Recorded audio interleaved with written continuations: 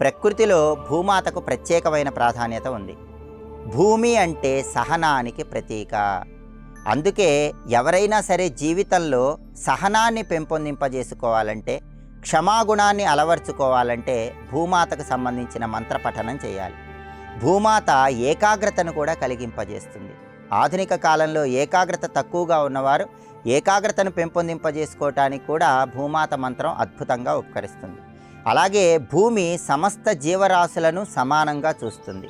ఈర్ష్య, అసూయ ఇటువంటి గుణాలు తొలగింపజేసుకొని అందరి మీద సమానమైన ప్రేమభావాన్ని సిద్ధింపజేసుకోవటానికి కూడా భూమాత మంత్రం అద్భుతంగా ఉపకరిస్తుంది. అందుకే ప్రతిరోజు కూడా ఉదయం నిద్ర లేచిన తర్వాత మన నేల మీద అడుగులు మోపేటప్పుడు భూమాత మంత్రాన్ని తప్పనిసరిగా జపించుకోవాలి. అలా నేల మీద నడుస్తున్నప్పుడు భూమికి ఏదైనా ఇబ్బంది కలుగుతుందేమో అన్న భావంతో భూమాతకు క్షమాపణ చెప్పే మంత్రం ఇది. అందుకే సముద్రవసనే దేవి పర్వతస్థన మండలే విష్ణుపత్ని నమస్తుభ్యం పాదస్పర్శం క్షమస్వమే.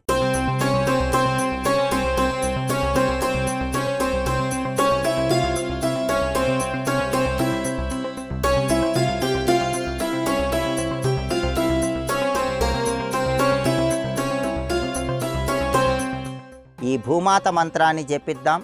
భూమాత సంపూర్ణమైన అనుగ్రహానికి ప్రతి ఒక్కరము సులభంగా పాత్రలమవుదాం.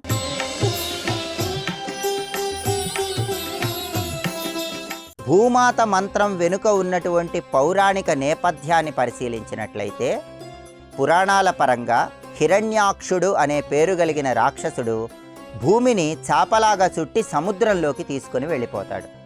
అప్పుడు దేవతలందరూ కూడా శ్రీ మహావిష్ణువుని ప్రార్థిస్తే విష్ణుమూర్తి వరాహ రూపంలో ఆవిర్భవించి వరాహావతారంలో హిరణ్యాక్షుడనేటటువంటి ఆ రాక్షసుడితో యుద్ధం చేసి భూమిని ఉద్ధరించి భూమాతను తన కోరల మీద ఉంచుకొని వరాహ రూపంలో జలాల నుంచి, సముద్రం నుంచి పైకి తీసుకొని వస్తాడు.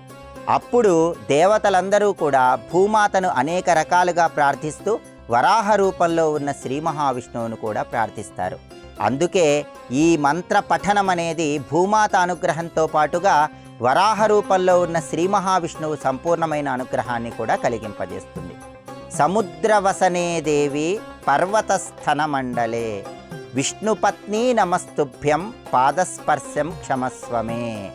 ఈ మంత్రంలో ఉన్నటువంటి అర్థాన్ని మనం పరిశీలిస్తే, సముద్రవసనే దేవి అంటే సముద్రాన్నే వస్త్రాలుగా ధరించినటువంటి భూమాతకు నమస్కారం అని అర్థం. అంటే హిరణ్యాక్షుడనే రాక్షసుడు భూమిని సముద్రంలోకి తీసుకొని వెళ్ళినప్పుడు ఆ సముద్ర జలాలనే వస్త్రాలాగా ధరించింది. అందుకే సముద్రవసనే దేవి అంటూ భూమాతను కీర్తిస్తున్నాం.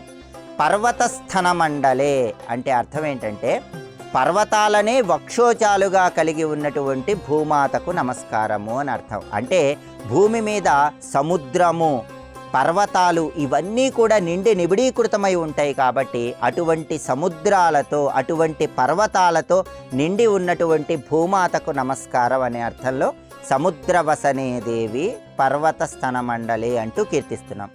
విష్ణుపత్ని నమస్తుభ్యం అంటే వరాహ రూపంలో ఉన్నటువంటి శ్రీ మహావిష్ణువు హిరణ్యాక్షుడనే రాక్షసుడి నుంచి భూమిని ఉద్ధరించిన తర్వాత భూమాతను వివాహం చేసుకున్నాడు.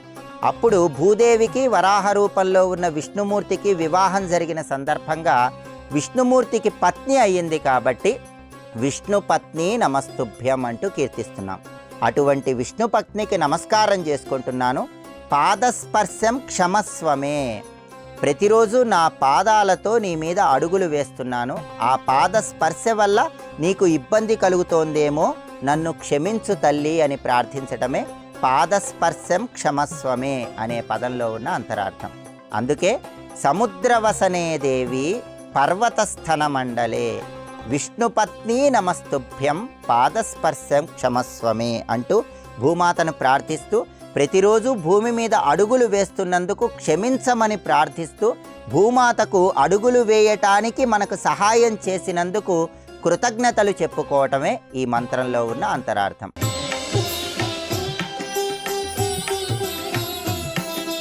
ప్రతిరోజు ఉదయం నిద్ర లేచిన తర్వాత మనం నడిచే ముందు ఈ మంత్రాన్ని తప్పనిసరిగా పఠించుకోవాలి. కనీసం 11 సార్లు మనం భూమి మీద అడుగులు వేసే ముందు ఈ మంత్రాన్ని పఠించినట్లయితే భూమాత సంపూర్ణమైన అనుగ్రహం కలుగుతుంది.